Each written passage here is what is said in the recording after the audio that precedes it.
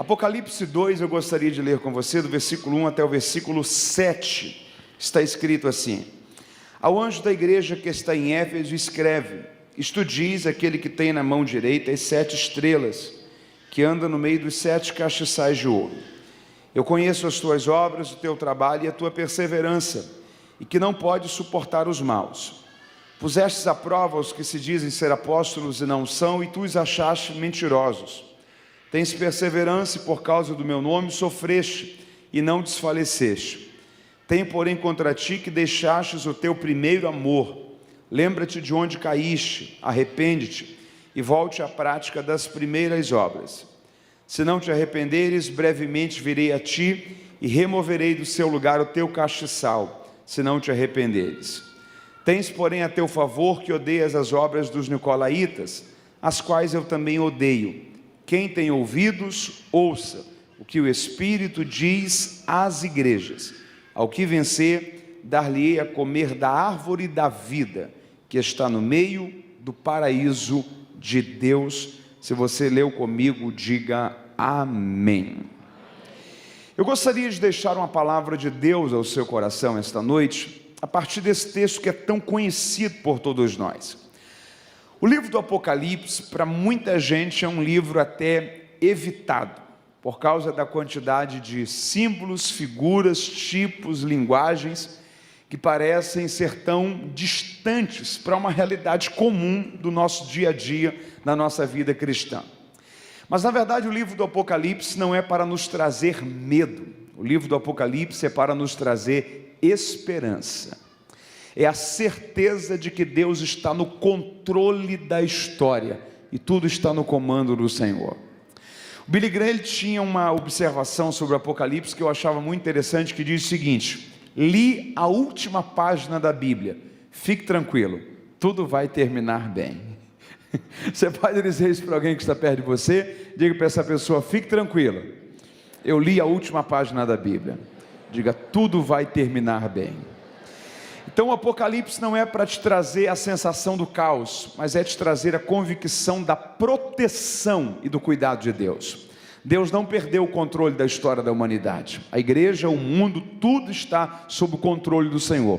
E Deus está cumprindo o seu plano sobre a terra. A igreja está guardada em Cristo e ela não será abalada.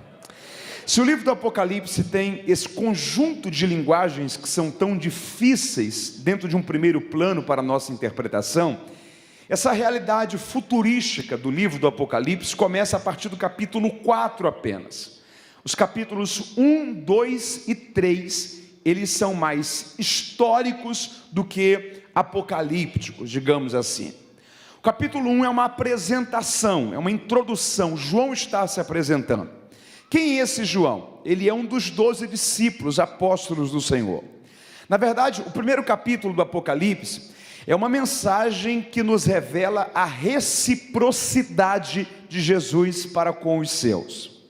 Jesus, ele era seguido diariamente por milhares de pessoas, Entre essas milhares, haviam 70 que eram discípulos, que caminhavam mais perto, que Jesus conhecia e até os enviava representando a si próprio. Desses 70, 12 são tirados e escolhidos para serem apóstolos, aqueles que seriam, digamos que, as colunas principais dessa reta inicial da igreja, na sua época primitiva. Desses 70, haviam 12 que eram apóstolos, e desses 12 haviam 3 que eram mais próximos. Qual o nome deles? Pedro, Tiago e João. E desses 3, havia um que era mais íntimo ainda. Quem era? João. Curiosamente, no momento da reta final do ministério de Jesus, no momento da crucificação, os 12 tiveram comportamentos muito distintos. O Judas traiu, o Pedro negou, 9 se esconderam. Apenas um discípulo foi fiel até o final. Qual o nome dele? João. Apenas João estava diante da cruz. Apenas João caminhou até o fim, não negociou a sua esperança, a sua convicção, a sua permanência, a sua lealdade e a sua fidelidade. Na hora que, humanamente falando, Jesus mais precisou de um amigo, qual dos discípulos que foi até o final? João. Aí aproximadamente 60 anos depois, esse mesmo João era o único discípulo que ainda estava vivo. Todos os outros já haviam morrido, principalmente pelo viés do martírio.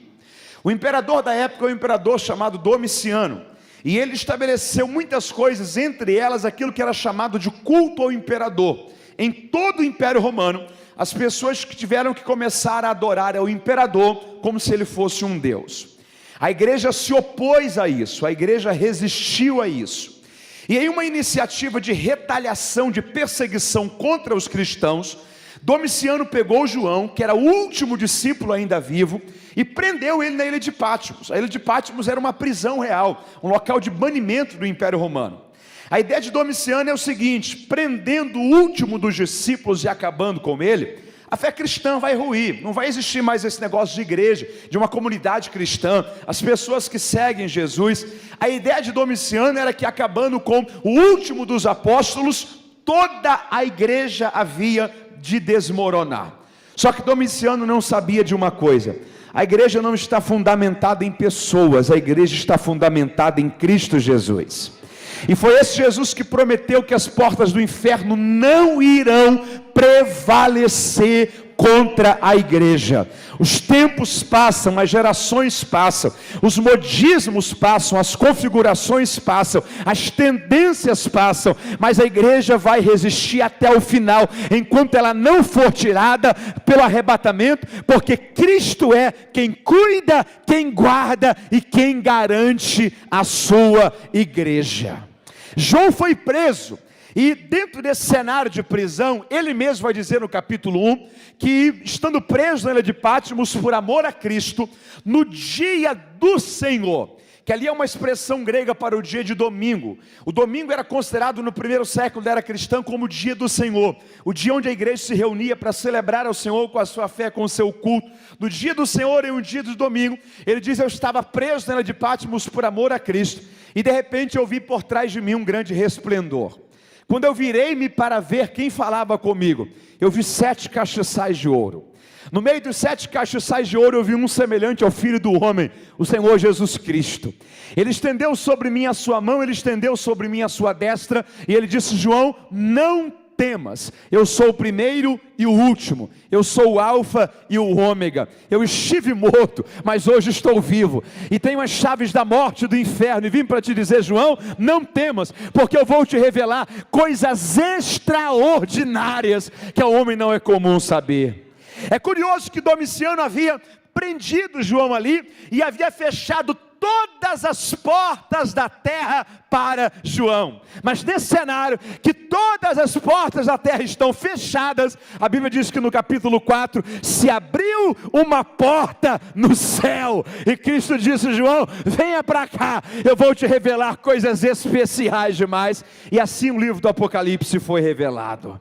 Só que dentro desse universo, o livro do Apocalipse, os capítulos 2 e 3 são 7 mensagens para inicialmente 7 igrejas da Ásia Menor.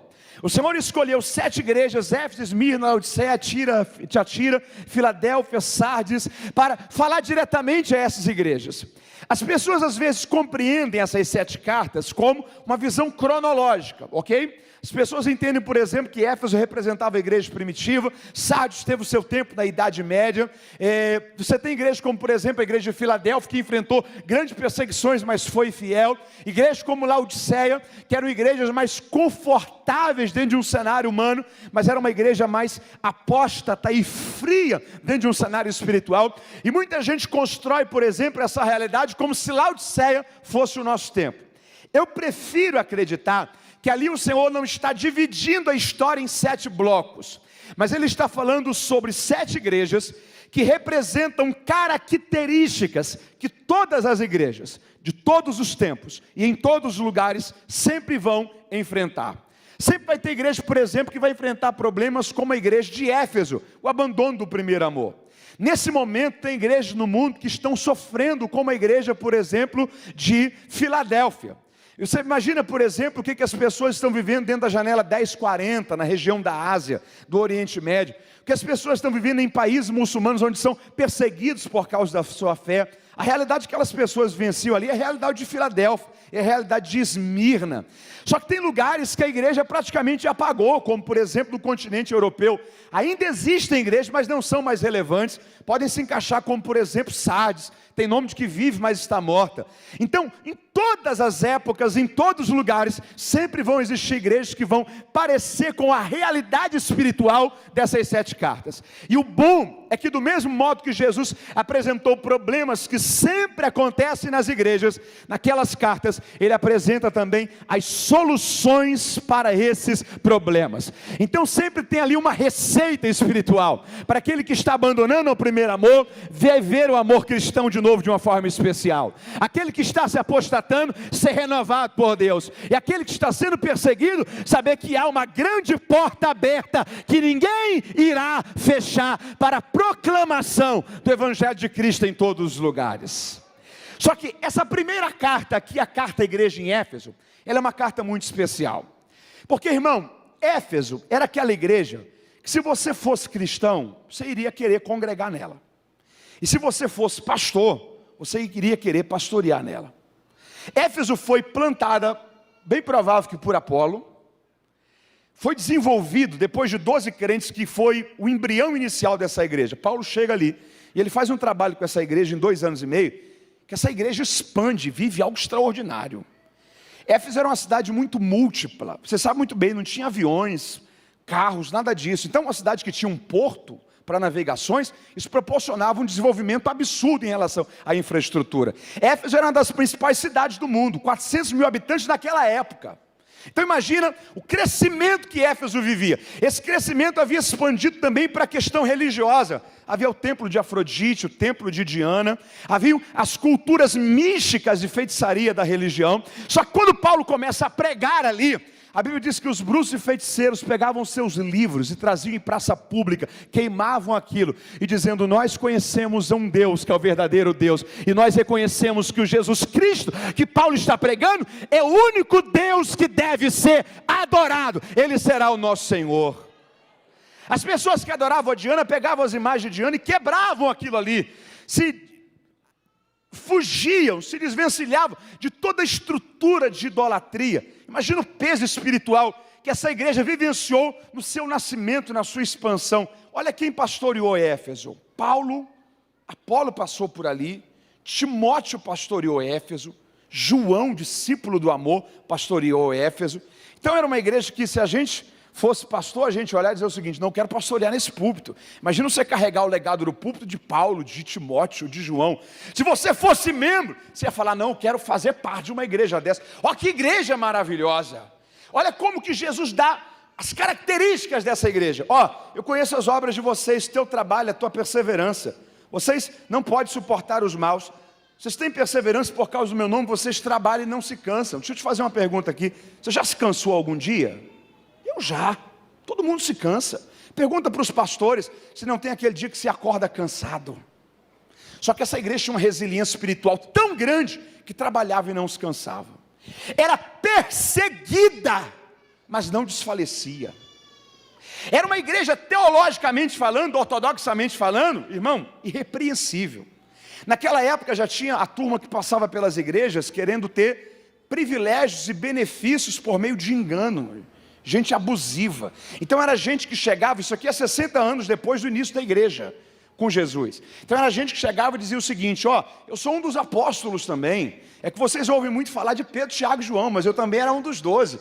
Eu estava lá também quando Jesus ressuscitou Lázaro, quando Jesus multiplicou pães. É que vocês não sabem o nome dos 12, mas eu também estava lá. Gente que se dizia ser apóstolo e não era. Passava por lá e tinha muita igreja que acreditava, mas aquela igreja era uma igreja madura, que colocava à prova os que se dizem ser apóstolos e não eram, e provava que eles eram mentirosos. Era uma igreja que tinha discernimento de espírito, maturidade espiritual, resiliência para o trabalho, perseverança para sofrer perseguição e não desfalecer. Olha que igreja extraordinária. Só que Jesus chega para essa igreja e ele fala o seguinte: eu tenho uma coisa contra vocês. Vocês deixaram o primeiro amor. Gente, Se a igreja que tivesse deixado o primeiro amor a Laodiceia, a gente ia falar assim, é por causa disso que está fria, morna. É por causa disso que espiritualmente está miserável, cega e nu. Mas uma igreja como Éfeso, que tinha todo esse amparato religioso, toda essa estrutura de comportamento, o que Jesus está dizendo é o seguinte: sabe qual é o problema de vocês? Vocês só aprenderam a ser bons crentes, mas vocês não me amam mais. Vocês aprenderam a estar no culto. Vocês aprenderam a entregar dízimo, a participar de ceia, fazer parte de célula, estar no conjunto, a desenvolver a dinâmica do evangelismo, a se envolver nos ministérios da igreja. Vocês aprenderam a não beber, não fumar, não prostituir, não mentir, não enganar os outros. Mas a questão é, toda roupagem religiosa fina, amor cristão vazio. Jesus está fazendo um alerta aqui sobre o perigo da performance religiosa. Da gente só aprender a ser um bom cristão, um cidadão muito gente boa, que alguém fala e olha assim, ó, que crente, hein? Mas que Jesus fala e diz assim, é verdade, um crente muito bom, mas não me ama mais como um dia me amou. Você está comigo aí? Você lembra quando Maria perdeu Jesus? Ela perdeu Jesus aonde? Aonde? Sabe qual é o lugar mais fácil para a gente perder Jesus? No templo. O lugar mais fácil para a gente perder Jesus é no ambiente da religião. A gente se envolver só com a estrutura, com os dogmas, com os comportamentos, com a rotina, e perde Jesus. E não tem Jesus mais na vida da gente, não tem Jesus mais no casamento da gente, não tem Jesus mais na forma como a gente está criando nossos filhos, não tem Jesus mais no emprego, não tem Jesus mais na escola. A gente deixa Jesus aqui, aí no culto da quinta, da terça ou da quarta, ou no próximo domingo você vem e encontra com ele de novo. Aí acaba o domingo, você sai daquela porta, só se lembra de Jesus no outro domingo. A gente vai deixando Jesus no tempo, a gente vai perdendo Jesus, a gente vai virando cristão nominal, a gente vai se tornando até pessoas, muita gente boa, mas que não ama mais Jesus. Cristo não quer apenas na gente boa cidadãos, Cristo quer na gente pessoas que amem Ele, que amem estar em sua presença e que amem ter um relacionamento puro e verdadeiro com Ele. Você está entendendo isso? Tem uma coisa contra vocês, vocês deixaram o primeiro amor. Sabe o que é complicado aqui? Eu cresci ouvindo falando, perdeu o primeiro amor. Você já ouviu isso também? O texto não diz perdeu, o texto diz deixou. Perder é acidental, deixar é intencional. Deixar é uma negligência voluntária. Deixar é abandono silencioso. Sabe qual é o nome disso daqui? Homeostase. Você pode repetir comigo? Diga homeostase. Homeostase é um processo gradual. Deixa eu te dar um exemplo de homeostase. Já viu aquela história do sapo? Que se você pega uma chaleira com água fervente, joga ele lá, ele faz o quê? Pula. Mas se você liga o fogo, coloca água fria, coloca o sapo, a temperatura vai aumentando. E ele está ali, é processual. E quando você percebe, o sapo está morto, morreu queimado. O nome disso é homeostase. Se você dormisse cheio do Espírito Santo e acordasse desviado, você ia pular. O problema é quando é no processo. É quando é mês após mês. É quando aquilo que você evitava antes, você começa a tolerar hoje. É quando programações de TV, tipo de conversa, coisa que você sabe que não é de Deus para um cristão, para um filho de Deus, que antes você resistia e fugia, você começa a relativizar isso, tratar isso como normal. É homeostase. Você vai deixando o primeiro amor, você vai negligenciando. Só que você vai percebendo, mas não vai reagindo. Você vai sabendo que não está no jeito que Deus se agrada, mas você não vai lutando contra. Aí o seu coração vai se acostumando. Você vai começando a tratar o pecado como se fosse algo normal. Deixa eu falar uma coisa, é um perigo muito grande, quando em vez de perder, a gente abandona. Deixou o primeiro amor, processo, e não reage. Tem jeito para isso, Mateus? Tem. Jesus apresenta nessa carta o caminho. 3 coisas Jesus orientou para essa igreja voltar ao primeiro amor. Quantas coisas? Primeiro lugar, diga comigo, lembra-te de onde caístes. Às vezes a gente ouve falar, lembra-te onde caíste. O texto diz, lembra-te de onde caíste. O de ali muda tudo. Se fosse lembra-te onde caíste, era para olhar para trás. O texto diz, lembra-te de onde caíste. É para olhar para cima. Não está falando sobre um lugar. Está falando sobre uma dimensão. Lembra-te de onde caíste. Eu não sei se já compartilhei com vocês alguma vez aqui, mas eu ouvi há um tempo atrás uma analogia que eu achei ela fantástica. Sabe qual é o problema? Quem é crente aí há 20, 30 anos? Levanta a mão. 40 anos. Quem é crente aí há 40 anos? Irmão, há 40 anos atrás, o nível de moralidade do mundo era 3, o da igreja era 1. Aí, há 20 anos atrás, o nível da imoralidade do mundo era 5, da igreja era 2. 10 anos atrás, o nível de imoralidade do mundo era 7, da igreja era 4. Hoje o nível da imoralidade do mundo está em 10, da igreja está em 5. Aí a gente continua a olhar e dizer o seguinte: não, mas o mundo está muito pior. A questão não é se o mundo está pior, a questão é como que a gente está. A questão é de onde que a gente caiu. A questão não é o padrão que está lá fora, porque lá sempre vai estar muito mais podre. É por isso que a igreja é sal, porque a igreja salga, a igreja tarda apodrecimento. É por isso que a igreja sempre vai ser indigesta para a sociedade. O mundo sempre vai tentar lançar a sociedade para um ponto de abismo, mas onde a igreja estiver, ela será sal para impedir esse apodrecimento.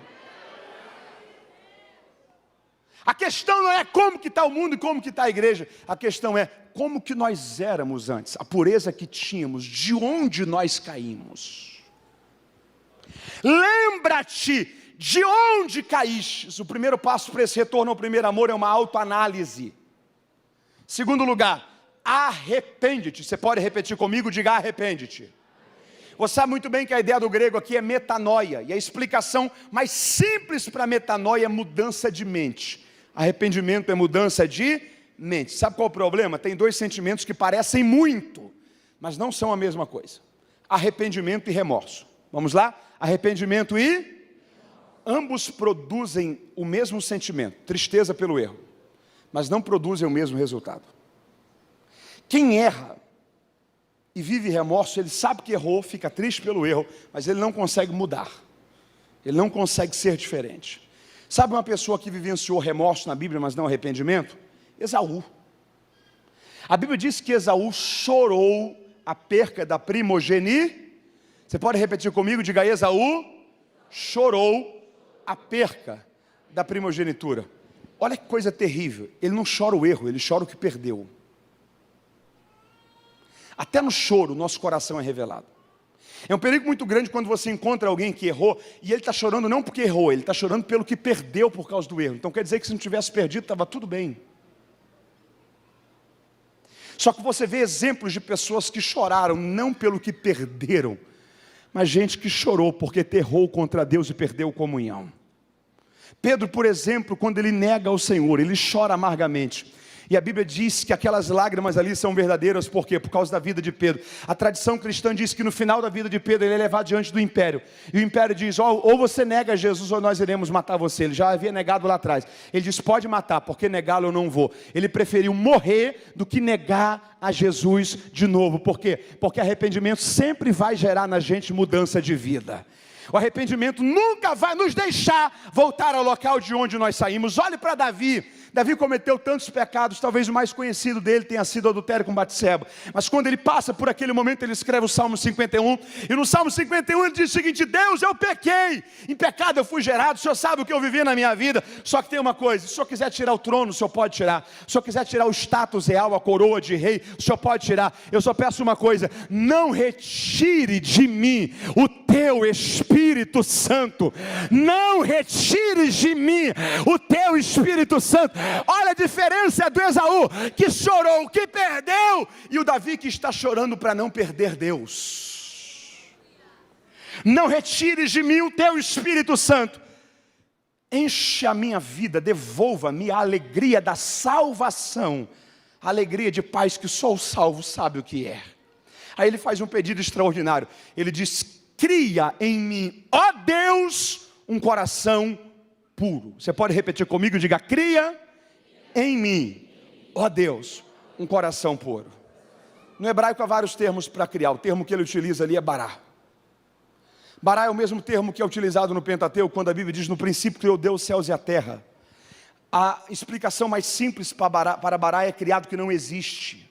Do mesmo modo que Deus criou a terra do que não existia. É esse termo que Davi está utilizando. O que ele está dizendo é o seguinte: Senhor, se o Senhor for procurar pureza aqui dentro para criar um coração puro, o Senhor não vai encontrar. O pecado destruiu tudo. Mas de um coração que não tem mais pureza, cria do nada pureza, um coração puro novamente. Renova em mim a alegria da salvação. E não retires de mim o teu Espírito Santo. Qual é a prova que ali é arrependimento? É que você tem Davi cometendo tantos erros, o mesmo nunca mais. A gente precisa entender isso. Arrependimento verdadeiro gera mudança de vida. O que agrada a Deus não é remorso, é arrependimento. Levante uma de suas mãos aos céus. Deixa eu profetizar esta palavra de Deus sobre a sua vida nesse momento. E a você que está me assistindo pela transmissão também. Deus vai gerar em nós frutos de arrependimento, para que a nossa vida mude, para que sejamos transformados e convertidos a Jesus pela santidade do Espírito Santo de Deus gerada em nós. Deus deseja ver em nós frutos de arrependimento. Quem entende isso e pode celebrar ao Senhor Deus por isso? Primeiro lugar, se vocês querem voltar ao primeiro amor, lembre-se de onde caíram. Segundo lugar, arrepende-te. Terceiro lugar, volte à prática das primeiras obras. Olha que coisa curiosa, eles haviam abandonado o quê? O primeiro amor. E quando eles abandonam o primeiro amor, eles não conseguem mais produzir as primeiras obras. Percebeu que a qualidade de primeiro amor está ligada à qualidade de primeiras obras? O que a Bíblia está dizendo aqui é o seguinte: o termômetro do amor são as obras. Quer ver alguém que ama Jesus? Analise as obras dele. Quer ver alguém que não ama Jesus? Analise as obras dele. Porque o termômetro do amor são as obras. Éfeso é um caminho para vocês de restauração. Lembra-te de onde caístes, arrepende-te e volte à prática das primeiras obras. Senhor, se não fizermos isso, se vocês não fizerem isso, brevemente virei a ti e removerei do meio de vocês o castiçal, o candeeiro. Você sabe muito bem que aqui era uma peça utilizada no tabernáculo, no templo, para iluminação. O que Jesus está dizendo é o seguinte: se não existir a restauração pelo arrependimento, a luz vai ser tirada. Se a igreja perder o castiçal, ela vira só um ajuntamento de pessoas. O que faz o diferencial em nós é esse castiçal de Deus aceso em nós. É o que faz a gente ser luz. E se a luz perder o seu brilho, não há mais diferença alguma dela para trevas. Só que se vocês entrarem por esse caminho de restauração, há uma recompensa para vocês. Ao que vencer, dar-te-ei a comer da árvore da vida, que está no meio do paraíso de Deus. Olha que coisa curiosa, onde foi que essa árvore foi vista pela última vez? Você se lembra? No Éden. O Éden, depois do dilúvio, nunca mais foi encontrado.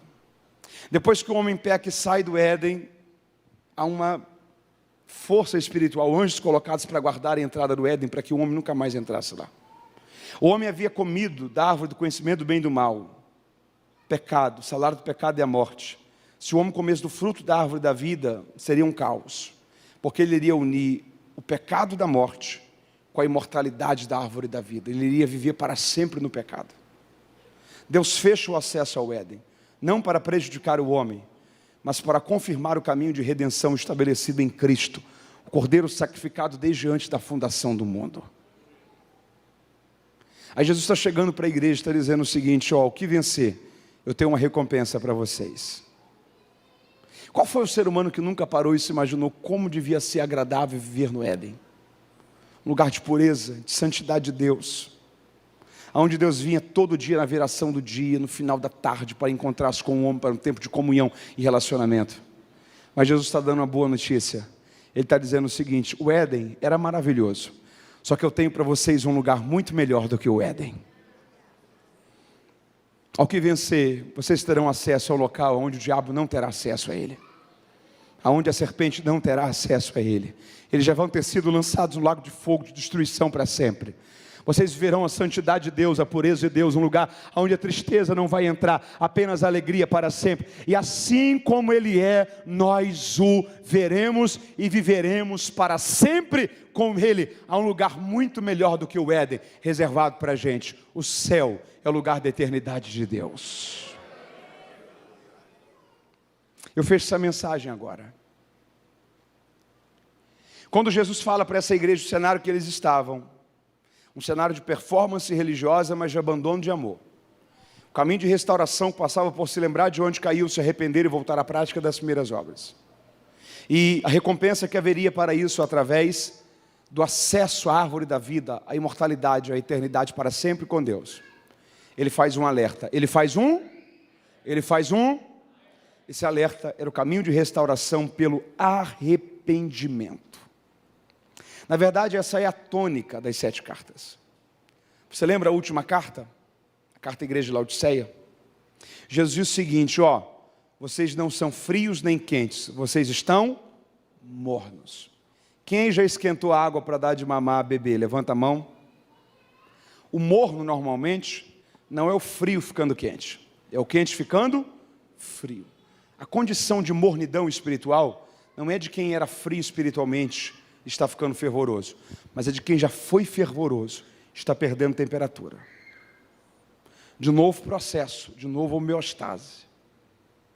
O que Jesus está dizendo é o seguinte, vocês já foram fervorosos, vocês estão esfriando, vocês estão mornos. E aí a sentença para essa realidade é, eu estou a ponto de vomitar-te. Espera aí, se está a ponto de vomitar-te, está do lado de fora ou está do lado de dentro? Do lado de dentro. O que Jesus estava dizendo para a igreja de Laodiceia era o seguinte, vocês estão espiritualmente cegos, miseráveis, nus, sem revestimento, a perca de temperatura,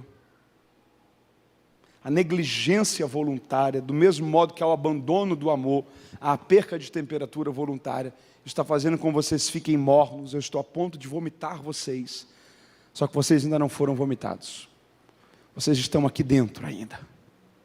Então, se vocês ainda estão aqui dentro, ainda existe uma esperança. Vocês precisam comprar de mim ouro fino, colírio para a vossa cegueira, vestes brancas para a vossa nudez.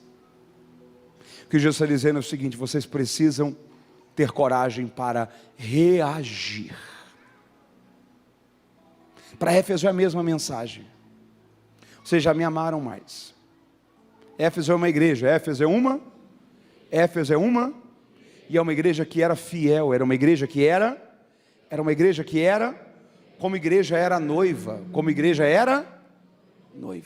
que Jesus estava dizendo era o seguinte, vocês como igreja permanecem fiéis, só que vocês não me amam mais. Olha a realidade do relacionamento que essa igreja estava vivendo. A ênfase de Jesus é o seguinte, independente de como as coisas estão, você precisa entender que há esperança. Deixa eu aplicar essa palavra sobre a sua vida e eu estou concluindo aqui. Independente do cenário que você está vivendo, seja na sua vida espiritual, seja na sua vida familiar, seja na forma como você está lidando com seus sonhos, com as suas emoções, com o relacionamento com seus filhos, com o seu casamento, com a sua saúde, seja em que área for. Talvez você saiba que as coisas não estão do jeito que estão. Mas eu estou dizendo para você, ainda tem chance para melhorar.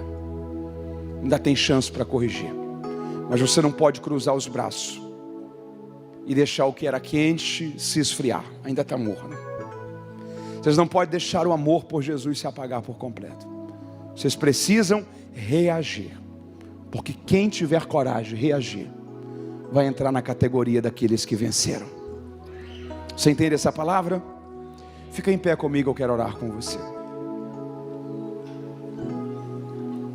Você precisa reagir. Talvez você diz assim, Mateus, você não tem noção como que a minha vida está. Como que eu tenho vivido esses dias. Eu tenho empurrado muita coisa com a barriga. Eu tenho ido pela perseverança, não pelo ânimo, pelo esforço, não pela alegria. Deus está dizendo para você, há um caminho de restauração para você. Eu vou repetir isso aqui mais uma vez. Há um caminho de restauração para você. Eu creio que essa palavra é uma palavra profética de Deus para muita gente que está vivendo realidades desafiadoras. Há um caminho de restauração para você. Mas o Senhor está falando, você precisa ter coragem para reagir. Reaja essa noite. Sabe o que é curioso? Antes de voltar ao primeiro amor, o convite é volte à prática das primeiras obras. Você pode repetir comigo? Diga, antes de voltar ao primeiro amor, eu tenho que voltar a fazer o que eu fazia antes. Então a dinâmica não é vou fazer porque estou amando. A dinâmica é vou fazer porque eu quero viver restauração. Mateus, eu estou frio, volta a orar. Estou tão desapegado da igreja, volta a se envolver no ministério. Meu casamento esfriou, volta a ser a pessoa que você era antes. Independente de você ter conseguido chegar naquela atmosfera de amor, não volte à prática das primeiras obras. A dinâmica é: provoque isso. Faz esse carro pegar no tranco.